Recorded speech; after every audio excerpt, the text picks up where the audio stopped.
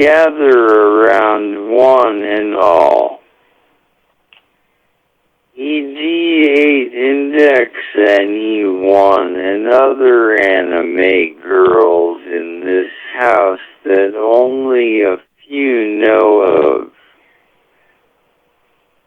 Lycras and Legendark. Today I will tell you all a very educational story.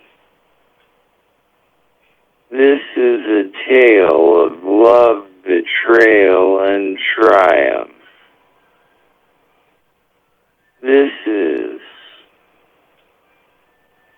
The Curse of the Dookie Monster. Definitely not written by Iron Jengar. Once upon a big toilet time there was a place called Assville. In the city of Cocksucker Avenue there was a lake named Piss Lake, and with it the residents being Billy and Bobby Midgie as well as Carl Buttface. These three fuck faces were the most disgusting pieces of poopy on the entire planet. This being because of Carl Buttface's constant claims of having a 32-inch cock despite having only a 2-centimeter one. Basically bullshitting himself. Billy Midgie was known to attempt to get women's panties, but would always get smacked upside the head by the women who had a great right hook. Bobby Midgie being the dumbest of the group, he was known to flash his balls to the public because he was really gross. One day these three dumbasses were walking down Piss Lake when all of a sudden they saw the Dookie Monster. A beastie comprised entirely of human shit. The Dookie Monster was shitting down someone's chimney, fueling the fire for the person inside because the Dookie Monster likes to help people because he is a good boy. The three stupid cunts thought that the Dookie Monster was really hot. I mean, they wanted to stick their smelly cocks in it. Anyway, the three would then go back home to the jizz bucket where they would go down into their basement named the Cum Zone. Down here was a vast collection of hentai figures, posters, body pillows, illegally D8 sex dolls, and hentai volumes. The three dipshits sat down to jack their dumb cocks to their favorite hentai high school DXT since they had dreams to coop Bill Jensen in a scene that is similar to the one-night stand between Reichel and Riz. Also because they wanted to see some fucking anime titties. They would then bust nuts, filling the floor with gross cummies. Carl then said bees make honey, but we make cummy. The midgie maggots would laugh at the statement since they knew it was sadly true. After the disgusting pricks finished, they would sleep on their now jizzed up couch. At 3 a.m., Bobby heard a slimy noise coming down the chimney. It was the Dookie Monster. Bobby like a little bitch. Billy and Carl would wake up because of this. The Dookie Monster stood there in disgust. Carl attempted to do naughty shit with the Dookie Monster, but the beastie grabbed Carl and ripped his penis off, causing Carl to bleed profusely while he screamed as if he went through puberty in reverse. The Dookie Monster then filled Carl's screaming mouth with dirty brown squeaks. Carl then started crying like a little bitch since he was getting to what was coming to him. While this was happening, the Dookie Monster evaded an attack from Bobby Midgie and started giving him spankies like Chadford McGuire does to Billy Bowel Boy. Bobby screamed and screamed, begging for the Dookie Monster to stop. But he knew it wouldn't do jack shit. The Dookie Monster then rips the mightiest of ass the world has ever seen. Bobby is the first to smell it. The cum zone then begins to smell like the foulest shit to ever be taken. Bobby.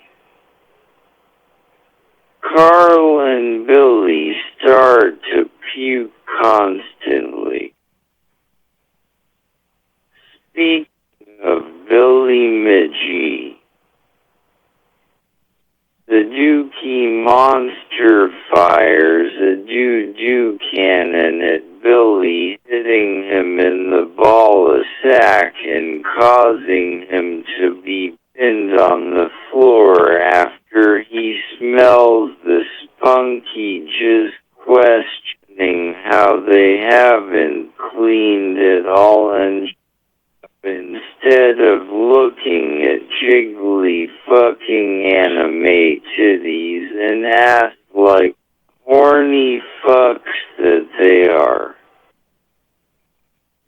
While Billy starts pissing profusely, Dookie Monster then shits all over Bobby, who has been stunked up from the fart that had been ripped, after which the Dookie Monster then walks out of the jizz bucket and launches a shit ball at the house the size of a spirit bomb from Dragon Ball Z.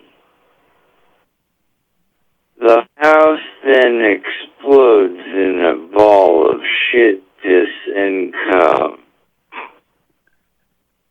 The Dookie Monster then walks back into the woods. The people of Cockfuck then rejoice about the destruction of the jizz bucket. They then erect statues of the Dookie Monster and consider him a national hero, and now can sleep in peace without the worry of the three stupid degenerates attempting to record a prono. Carl Buttface, as well as Billy and Bobby Midgey, now suffer in hell eating poopies. A week after the destruction of the jizz bucket, Dookie Monster is hanging out with his homies, the Smelly Squad, consisting of Fart Master, Piss Puddle, and Hershey Squirts. The Fart Master congratulates Dookie Monster in his act of justice for the avenue of Cockfuck. But then the Stench Satellite collects an intermission about the dangerous menace named the Atomic Ass Rammer, and his new group known as the Degenerate Syndicate, consisting of Furry Fucker, a furry who has a fetish for bestiality, Willie, a collector of body pillows, Cum King, a criminal responsible for the cum wave of 1988 ABC Family, and Vegan Bitch, a dumbass who tries to disrespect restaurants.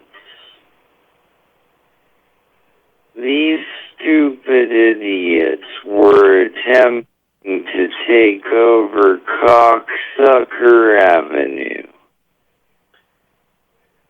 So Fart Master rallies up the Smelly Squad, and together they track down the Degenerate Syndicate.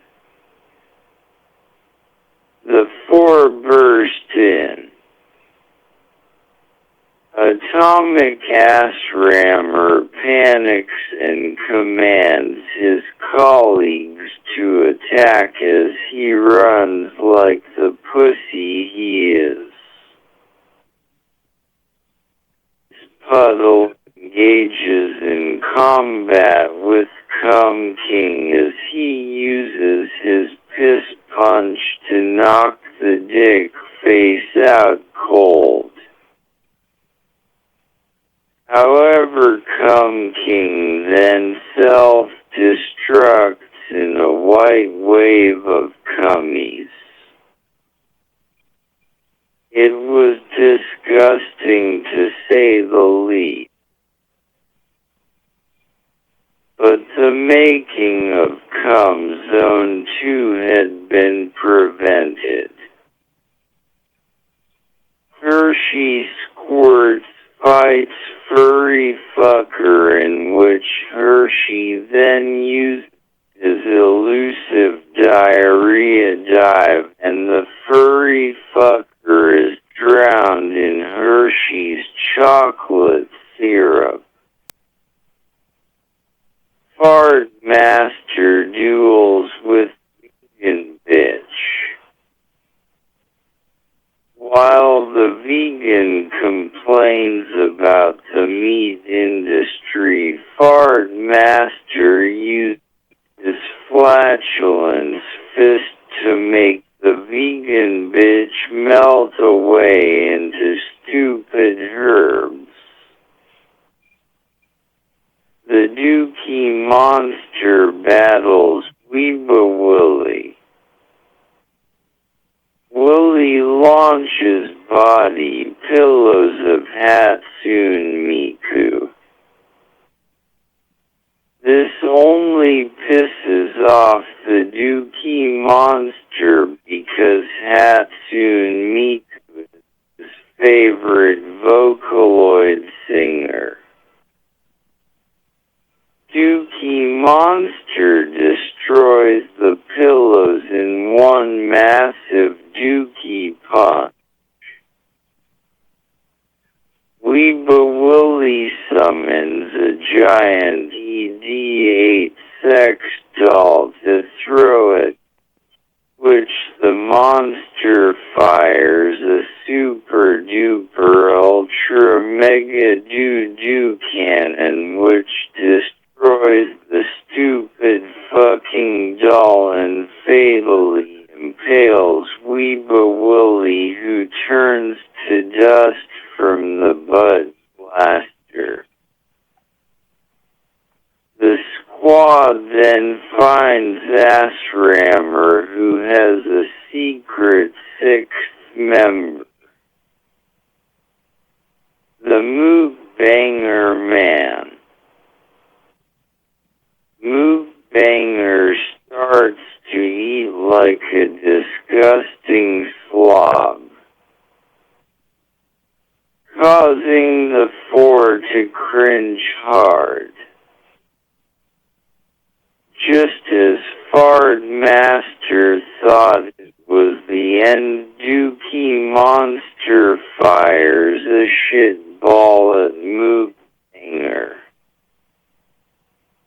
Mookbanger gets angry since there was now a piece of scat in his food. He then is attacked by Piss Puddle's punch.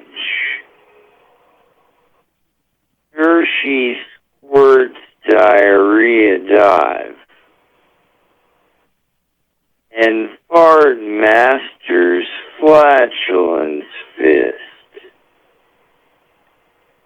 The Mookbanger then explodes, which angers Ass Rammer, who attempts to attack with the ultimate rammer, which all four dodge. He is then shot in the ass by an unknown person. Ass Rammer is then shot again and he dies. The person who shot him is none other than Karen. All four are shocked. Karen explains that she used the degenerate syndicate to make everyone in Assville to act just like her. They all then attack her after her gun comes. Piss Puddle proceeds to piss on her. Hershey squirts and Dookie Monster pin Karen down with the dirty brown squeeze. Then Fart Master finishes her with a fart wave that causes the Karen to disintegrate. people throughout Asheville then rejoice as they make the Smelly Squad their national heroes. As the atomic ass rammer, come king, furry fucker, Weeba Willie, vegan bitch, mukbanger man, and Karen suffer in hell alongside Billy Midgie, Bobby Midgie, and Carl Buttface, eating shitties and piss forever. The end. Good fucking shitty titties. Why did you make